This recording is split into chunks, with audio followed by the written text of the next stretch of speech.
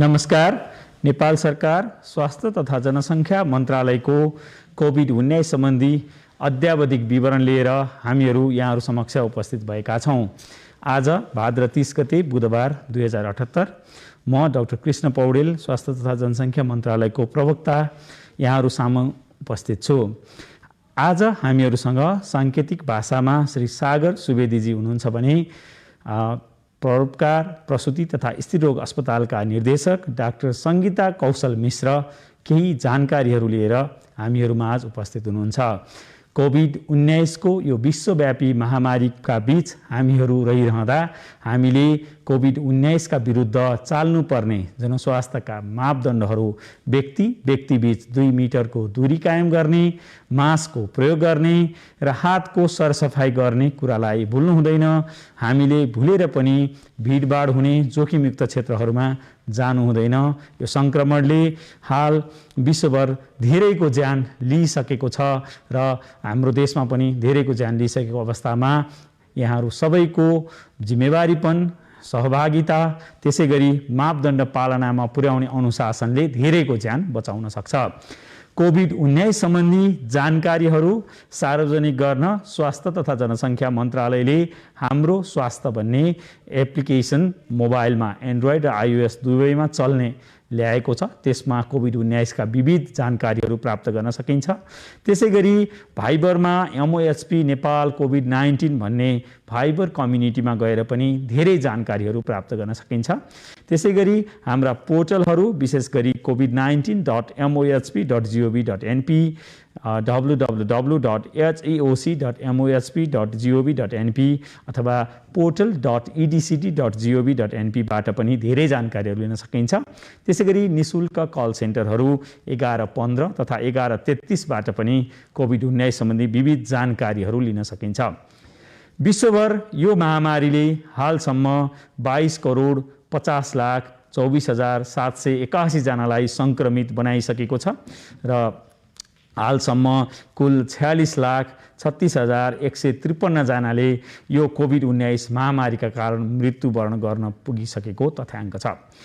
नेपालमा हालसम्म कुल 45,81,868 जनाको कोभिड-19 को परीक्षण भएको तथ्याङ्क छ, जसमध्ये PCR विधिबाट 40,57,383 र एन्टिजेन विधिबाट 5,24,485 जनाको परीक्षण भएको छ।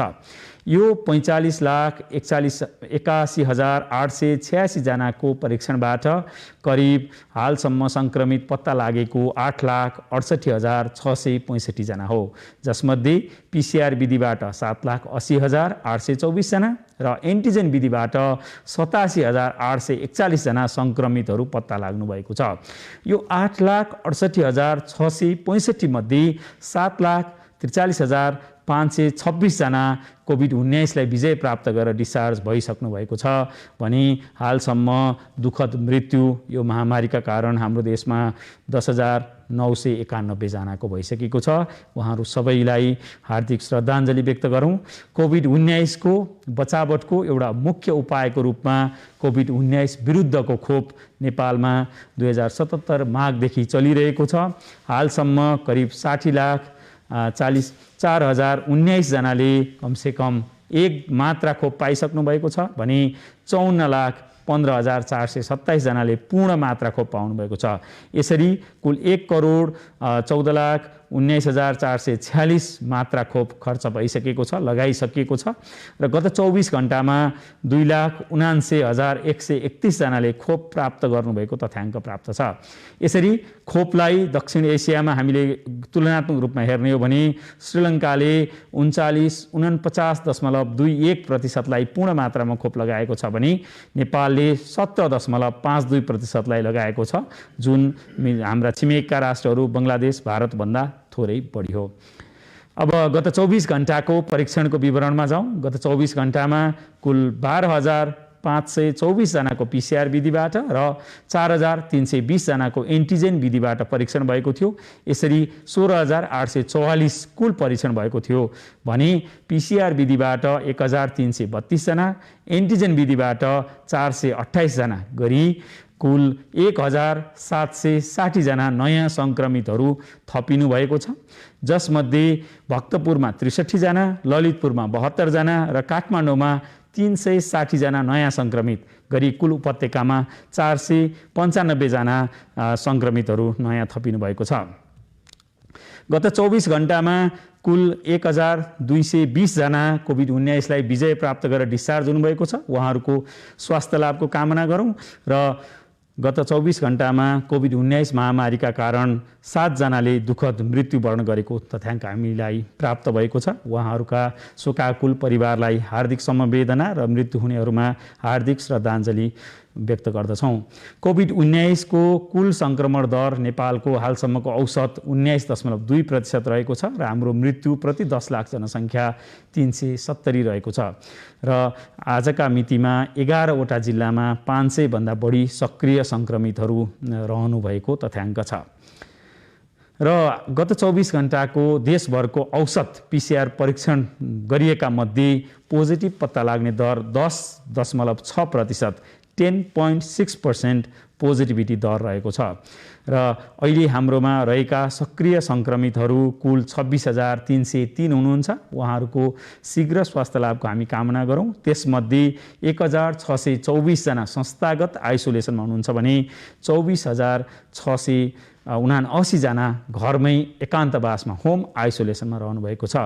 यो 1,624 जना जो संस्थागत आइसोलेसन हुनुहुन्छ त्यसमध्ये 407 जना सघन उपचार कक्ष आइसियुमा उपचाररत हुनुहुन्छ भने 129 जना भेन्टिलेटरमा उपचाररत हुनुहुन्छ।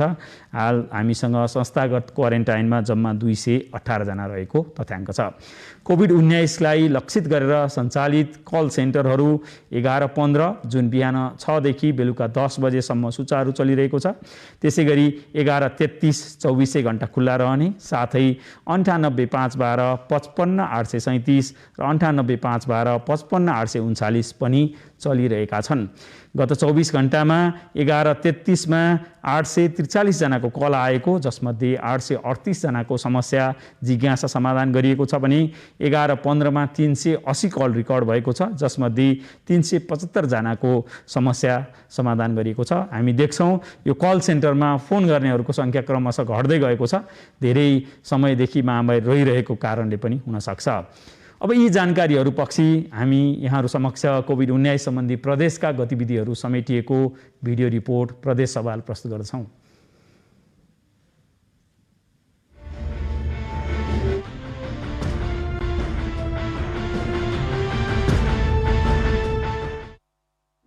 मुलुकमा कोरोना संक्रमण दर 10% हाराहारीमा झरेको छ। सक्रिय संक्रमितको संख्या पनि 30,000 भन्दा कम भइसकेको छ। तर प्रदेश नम्बर 1 मा भने 1 महिना यता कोरोना संक्रमण दर स्थिर जस्तै देखिएको छ। विगतको तुलनामा संक्रमण कम भए पनि जुन अवस्थामा घट्नुपर्ने हो त्यो हुन सकेको छैन। अहिले पनि यो प्रदेशमा 20 देखि 30% मा संक्रमण पुष्टि हुने गरेको छ। यसले संक्रमणको जोखिम कायमै रहेको चिकित्सकहरू बताउँछन्। जुन किसिमको यो के भन्छ कम हुनु पर्थ्यो त्यो छैन। जस्तो कि अहिले पनि हाम्रो अस्पतालमा मात्रै नभए अस्पतालमा सँगसँगै के भन्छ यो प्रदेशमा पनि 20 देखि 24-25 को हाराहारीमा छँदैछ, जुन कि धेरै भएको अवस्थाको भन्दा त कम छ। तर यो 20 देखि 25 को जुन यो प्रोपोर्सन जुन छ अहिले यो के भन्छ पोजिटिभिटी रेट, यो चाहिँ धेरै दिनदेखि करिब महिना दिन भन्दा पनि बढी भयो यो के भन्छ दर के भन्छ कायमै रहेको अवस्था छ। प्रदेश नम्बर 1 का अस्पतालहरूमा लक्षण सहितका बिरामी मात्र उपचारका लागि आउने गरेका छन्। लक्षण भएका प्राय सबै बिरामी अस्पतालको सम्पर्कमा रहेका छन्। प्रदेश सरकारले संक्रमणको लक्षण देखेमा तत्काल परीक्षण गराउन र चिकित्सकको सम्पर्कमा पुग्न आग्रह गर्दै आएको छ। अहिले कोरोनाको जस्तै लक्षण भएका इन्फ्लुएन्जाका बिरामी पनि अस्पतालहरूमा पुग्ने गरेका छन्। लक्षण भएर पनि घरमै बसेमा त्यसले समुदायमा पुनः महामारी फैलन सक्ने भएकाले सचेत रहनुपर्ने विज्ञहरू बताउँछन्। यो इन्फ्लुएन्जाका बिरामीहरू पनि आउँछन् र टेस्ट गर्दाखेरि पनि ती फिभर लागेका बिरामीहरूलाई पनि नेगेटिभ आएको अवस्था हामीले देखिरहेछौँ। त्यसकारणले अब के भन्छ लक्षण नभएकाहरू अब सिरो प्रिभ्यालेन्स स्टडी गर्यो भने त अब त्यो बेग्लै कुरा हो। टोटल टेस्ट त अब त्यो सिरो प्रिभ्यालेन्सले नै दिन्छ। तर के छ भने लक्षण देखिएकाहरू जुन योभन्दा अगाडि पनि हामीले लक्षण भएकाहरू नै हेरिरहेको थियौँ। त्यसैले यो टेस्ट कम भएको हामीले के भन्छ लिँदैन होला, किन टेस्टै नगरिकन घरमा बस्ने हो भने त ऊ त लक्षण भएर कडा रूपमा के भन्छ गइहाल्थ्यो। अस्पतालमा भर्ना भएका धेरैजसो बिरामी मृगौला र मुटु सम्बन्धी रोग भएकाहरू छन्। दीर्घ रोग भएकाहरूमा कडा खालको लक्षण देखिएका छन्। यसै गरी श्वास प्रश्वासमा समस्या भएर पनि अस्पताल भर्ना हुनेहरू बढी छन्। सामान्य रुगाखोकीहरू ज्वरोहरू आउने के भन्छ बिरामीहरू जचाउन आउँछन् हाम्रो फिभर क्लिनिकमा। त्यहाँनिर के भन्छ अब इन्फ्लुएन्जा भएकोहरू त नेगेटिभ भएको हुन्छ, एउटा पाटो त्यो भयो। र अस्पतालभित्रको भनेको अब दुईटै पाटो छ त्यहाँनिर। एउटा कोमोर्बिडिटी भन्छौँ, जस्तो कि पहिले देखेका दीर्घ रोगीहरू जस्तो मृगौलाको रोग, मुटुको रोग, ती बिरामीहरू अलिकति कडा भएर के भन्छ आएको अवस्था छ भने, अन्य केही पनि छैन तर लागेको छ भने पनि सबभन्दा यहाँ आउँदाखेरि उनीहरूको त भनेको श्वास प्रश्वासको प्रब्लम, जसमा कि यो सेचुरेसन घटेकै हुन्छ। र अहिले त सचेत पनि भइसकेको छ, पब्लिक सचेत भइसकेको छ र सेचुरेसन नाप्छन्, सेचुरेसन यसको घट्यो भनेर त्यसरी पनि आउँछन्। समग्रमा प्रदेश नम्बर 1 मा कोरोना संक्रमणको अवस्था अहिले स्थिर देखिएको छ। संक्रमण दर स्थिर हुनुमा खोपले नै काम गरेको हुन सक्ने विज्ञहरू बताउँछन्। सरकारले निरन्तर कोरोना विरुद्धको खोप अभियान जारी राखेको र यसले संक्रमण चेन ब्रेक गर्न सहयोग पुगेको छ। संक्रमण दर स्थिर भए पनि जोखिम भने कम भएको छैन। पछिल्ला दिनमा नेपालमा डेल्टा भेरिएन्ट सक्रिय छ। यो भेरिएन्ट चाँडै फैलिने र संक्रामक पनि भएकाले तेस्रो लहरको जोखिम कायमै रहेको छ। यो अवस्थामा जनस्वास्थ्यका मापदण्डको पालना गर्दै आफ्नो पालो आएका बेला खोप लगाउन विज्ञहरू सुझाव दिन्छन्। प्रदेश नम्बर 1 मा कोरोना संक्रमण दर स्थिर रहेको अवस्थामा नागरिक तहबाट लापरवाही भए पुनः बढ्न सक्छ। यसलाई ध्यानमा राखेर सकेसम्म चाँडै खोप लगाउने र जनस्वास्थ्यका मापदण्डको पालनालाई निरन्तरता दिने हो भने संक्रमण दर कम गर्न सहयोग पुग्ने देखिन्छ।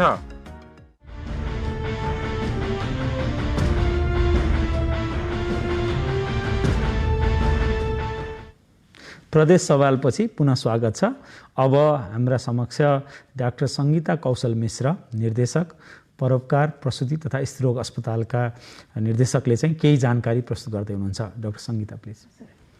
नमस्कार।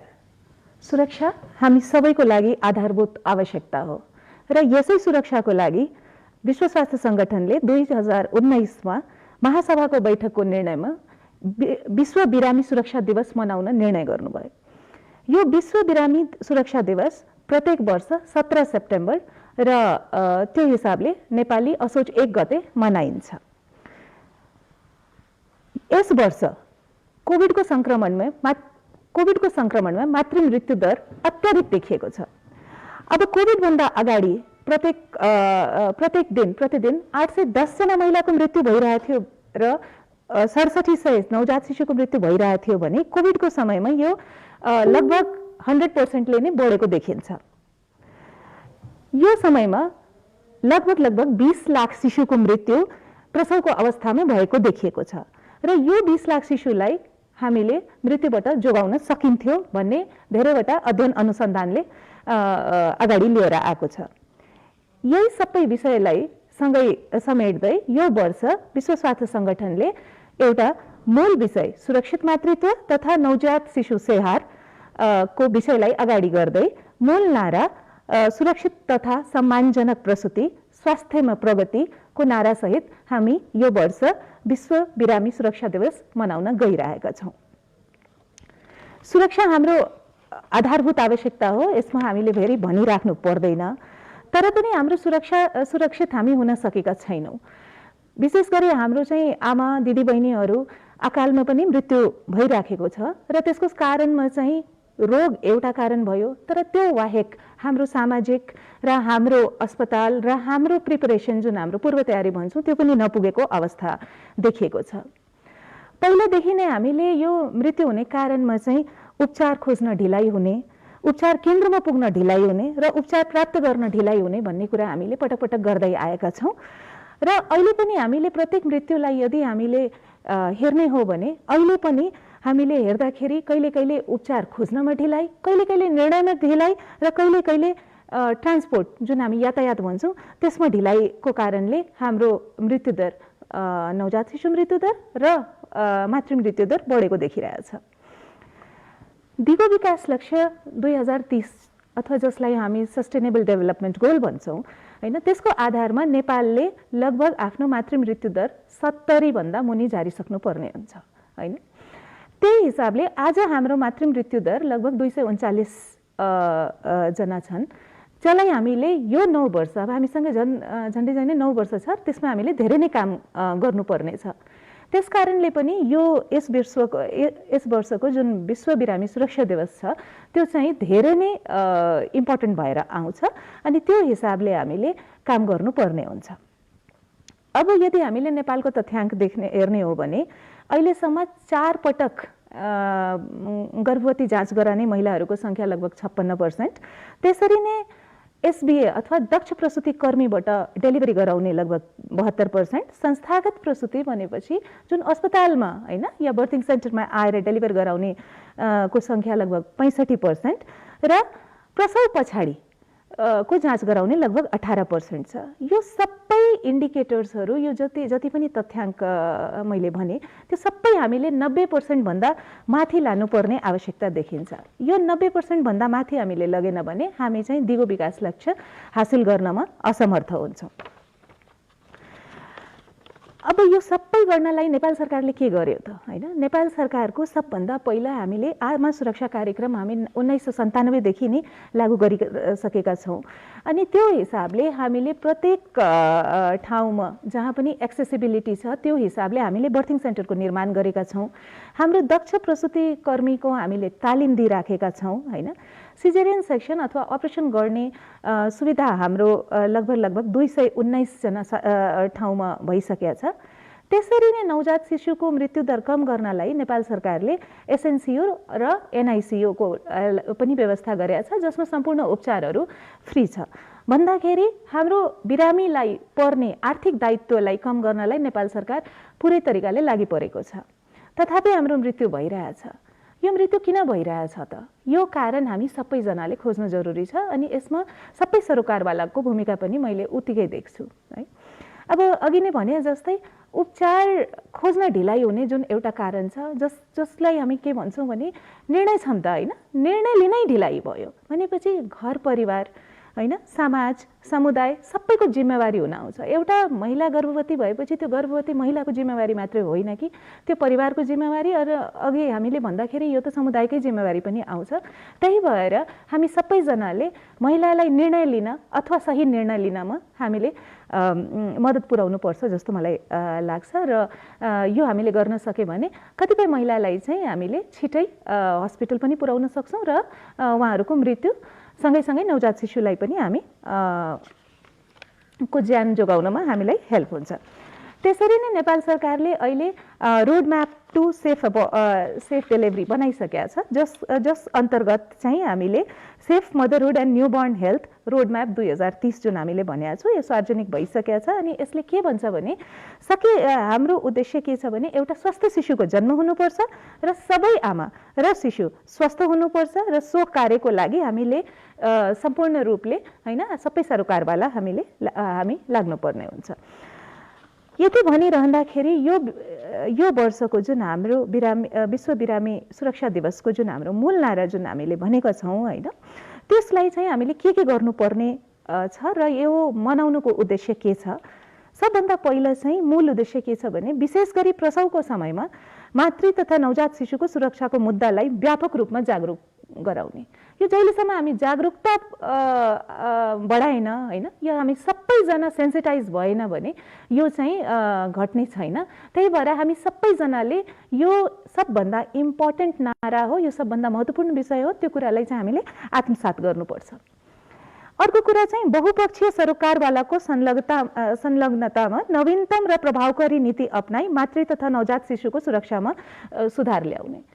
अब साइन्सले पनि धेरै प्रगति गरिसक्यो हैन, धेरै नयाँ नयाँ प्रविधिहरू आइसक्यो। त्यही भएर अब हामीले चाहिँ पुरानो तरिकाले हैन, पुरानो हिसाबले जुन हामीले ट्रिटमेन्ट गरिरहेको थियो त्यसलाई चाहिँ हामीले रोकेर अब नयाँ प्रविधिबाट नयाँ तरिकाबाट हामीले ट्रिटमेन्ट गर्नुपर्छ र प्रसुति गराउनलाई पनि त्यही हिसाबले हामी लाग्नुपर्छ।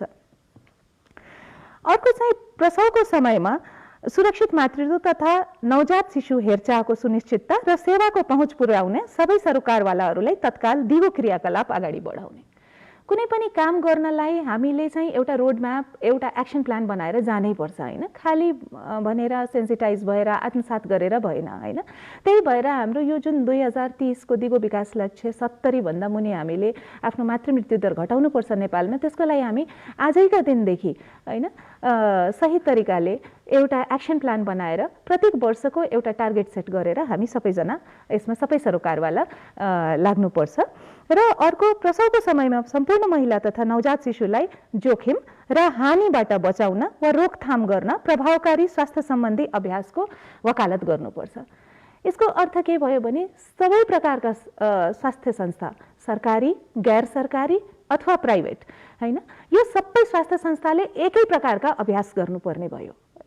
जस्तो जुन आमाको डेलिभरी हामीले यदि नर्मल गराउन सक्छौँ भने प्रत्येक संस्थाले त्यही हिसाबले लाग्नु पर्यो। जसको सुत्केरी अलिकति सिजरिन गरेर गर्नुपर्ने हुन्छ अथवा इन्स्ट्रुमेन्टल डेलिभरी जुन हामीले औजारबाट गर्नुपर्छ, त्यो पनि एक नासको एक प्रकारको अभ्यास हाम्रो यदि देशभरि हामी गर्न सक्यौँ भने हामीले चाहिँ आफ्नो आमाहरूलाई जोगाउन सक्छौँ र हाम्रो नवजात शिशुको मृत्युलाई पनि कम गर्न सक्छौँ। यसबाहेक आदरसहितको स्तरीय सेवा पाउन बिरामीको अधिकार छ र हामी सबैले चाहिँ यो दिशामा काम गर्नुपर्ने हुन्छ। आजको दिनमा हामीले कोभिडमा यो महिला हिंसाका घटना पनि अत्याधिक बढेको छ र यो महिला हिंसाका घटनालाई न्यूनीकरण गर्नलाई पनि हामी सबैजना लागि पर्नुपर्ने छ र हिंसा पीडित महिलाको उचित व्यवस्थापन पनि राज्यको पनि दायित्व हो र सरकारवाला सबैको दायित्व पनि हुन्छ र यो कुरा पनि हामीले आत्मसात गर्नुपर्ने हुन्छ। यसबाहेक मर्यादित स्वास्थ्य सेवा र विभेद रहितको सेवा दिनु हाम्रो विभेद रहितको सेवा दिनु हाम्रो कर्तव्य हो र यो सबै कुरामा हामी सबैजना स्वास्थ्य मन्त्रालय र सम्पूर्ण सरोकारवालालाई आह्वान गर्दै मैले चाहिँ यो वर्ष चाहिँ विश्व बिरामी सुरक्षा दिवस सबैजनाले मिलेर मनाऊ भन्ने शुभकामना दिन चाहन्छु र सबैजना आफ्नो ठाउँबाट यसको लागि चाहिँ प्रयास गर्न पनि आह्वान गर्छु। नमस्कार। धन्यवाद डाक्टर सङ्गीता, धेरै कुराहरू यहाँले जानकारी दिनुभयो। यसै गरी सेप्टेम्बर 21 अथवा असोज 5 गते विश्व अल्जाइमर्स दिवस रहेको छ। यसको नारा विस्मृतिलाई चिनौँ, अल्जाइमर्सलाई जानौँ भन्ने छ। यो विस्मृति अथवा डिमेन्सिया एक प्रकारको रोग जसमा मानिसको स्मृति क्षमतामा ह्रास आउँछ। विशेष गरी स्मरण शक्ति, सोच, बोध, गणना, सिक्ने क्षमता, सिकाउने क्षमता, भाषा र निर्णय गर्ने क्षमतामा गम्भीर असर पर्दछ। अहिले विश्वभर करिब 5 करोड 50 लाख मानिसहरू यो डिमेन्सिया भन्ने रोगबाट प्रभावित भएको तथ्याङ्क छ र यो अनुपात विश्व स्वास्थ्य सङ्गठनका अनुसार 2030 सम्म 7 करोड नाग्ने तथ्याङ्क छ। विभिन्न कारणले हुन सक्ने यो विस्मृति अथवा डिमेन्सियाका कारणमध्ये अल्जाइमर रोग एउटा साधारण र सबैभन्दा बढी मात्रामा पाइएको बुझिन्छ। अल्जाइमर रोग मस्तिष्कको रोग हो जसका कारण मानिसहरूले बिस्तारै आफ्नो स्मरण क्षमता, मानसिक क्षमताहरू गुमाउँदै जान्छन् र बढी यो वृद्धावस्थामा गएर देखिन्छ। पश्चिमी मुलुकहरूमा डिमेन्सियाको मुख्य कारणको रूपमा अल्जाइमर रोगलाई लिने गरिएको छ। नेपालमा पनि अल्जाइमर रोगका बिरामीहरूको सङ्ख्या सन् 2015 मा 78,000 अनुमान गरिएको थियो र प्रत्येक 20 वर्षमा यो सङ्ख्या दोब्बर हुने चाहिँ अनुमान गरिएको छ। नेपाल सरकारले यो अल्जाइमर रोगलाई यो दीर्घरोग आर्थिक सहायता पाइने दीर्घरोगको सूचीमा राखेको छ र आगामी असोज 5 गते अथवा सेप्टेम्बर 21 गते विश्व अल्जाइमर दिवस अघि मैले भनेको जस्तै विस्मृतिलाई चिनौँ, अल्जाइमरलाई जानौँ भन्ने नाराका साथ मनाइँदैछ। विशेष गरी यो समस्याबाट पीडित रहनुभएका व्यक्तिहरूको विशेष गरी स्मरण शक्ति, सोच, बोध, गणना गर्ने क्षमतामा ह्रास हुने अथवा असर पर्ने हुनाले उहाँहरूलाई हामी सबैको सहयोगको आवश्यकता छ। अब अर्को विषयमा प्रवेश गर्दा अहिले सामाजिक सञ्जालमा यो विद्यालय खुल्ने नखुल्ने, खोल्न हुन्छ हुँदैन भन्नेमा धेरै छलफल भइरहेको हामी देख्छौँ।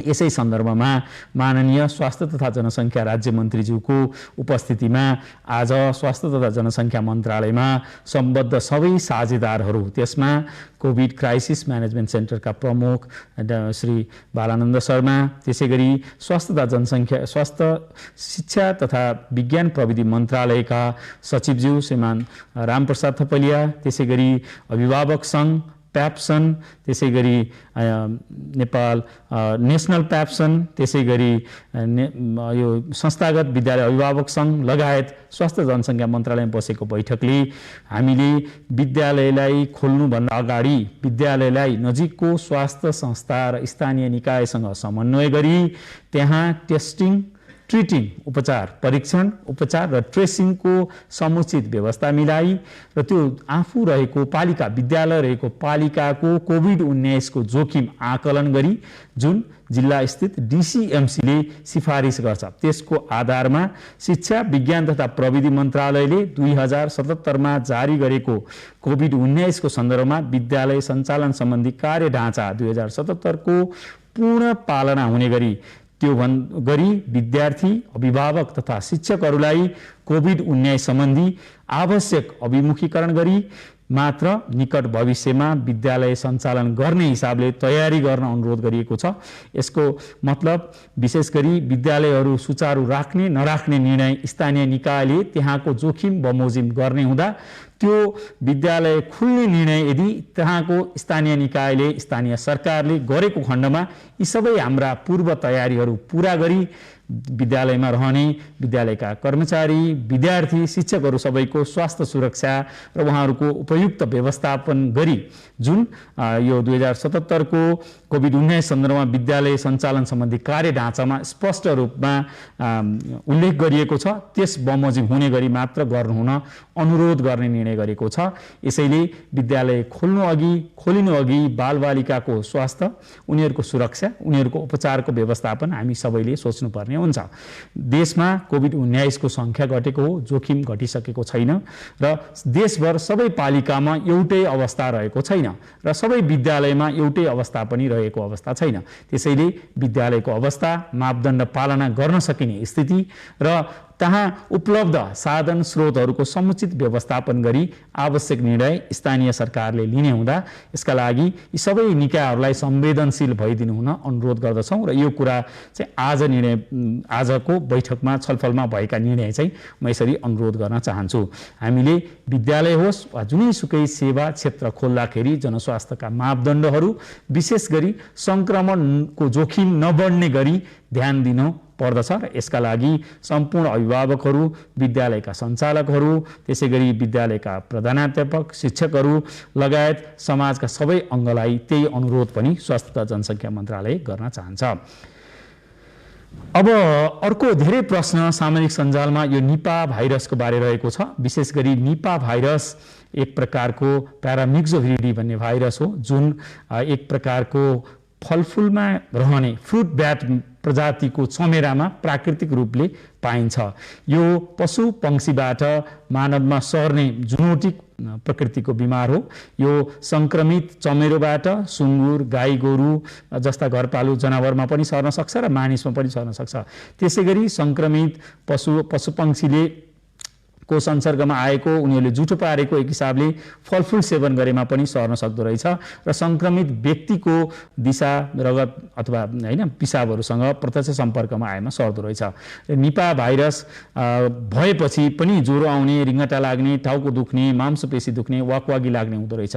तर यसमा सबैभन्दा डरलाग्दो यो छिटो यो संक्रमित भएको 24 घण्टाभित्र नै मान्छे बेहोस हुने, अचेत रहने, कोमामा जाने अथवा मस्तिष्कमा असर गर्ने, मस्तिष्कको तन्तुमा इन्सेफलाइटिस भन्छौँ हामी, असर गर्ने र ज्यानसम्म जाने जोखिम रहन्छ। यसको मृत्युदर उच्च छ। त्यसैले यसबाट बच्नका लागि हामीले सेवन गर्ने फलफुल राम्रोसँग पखालेर खाने, तरकारी सकेसम्म पकाएर मात्र खाने, गाईबस्तुको गोठ फार्महरू सफा सुग्घर राख्ने, मासु काट्दा मासुको व्यवसाय गर्ने व्यक्तिहरू र मासु पकाउने व्यक्तिहरूले आफ्नो सुरक्षाका माध्यमहरू प्रयोग गरेर मात्र गर्ने, पानी उमालेर पिउने, विशेष गरी चराचुरुङ्गीले टोकेको अथवा दाग भएको फलफुलहरू सेवन नगर्ने, बेला बेलामा साबुन पानीले हात धुने, भिडभाडमा जाँदा मास्क लगाउने लगायतका मापदण्डको पालना गर्नुपर्नेछ। म यो अनुरोध गर्न चाहन्छु। हाम्रोमा हालसम्म निपा देखिएको छैन, तर हामी सचेत र सजग चाहिँ हुनुपर्ने अवश्य छ।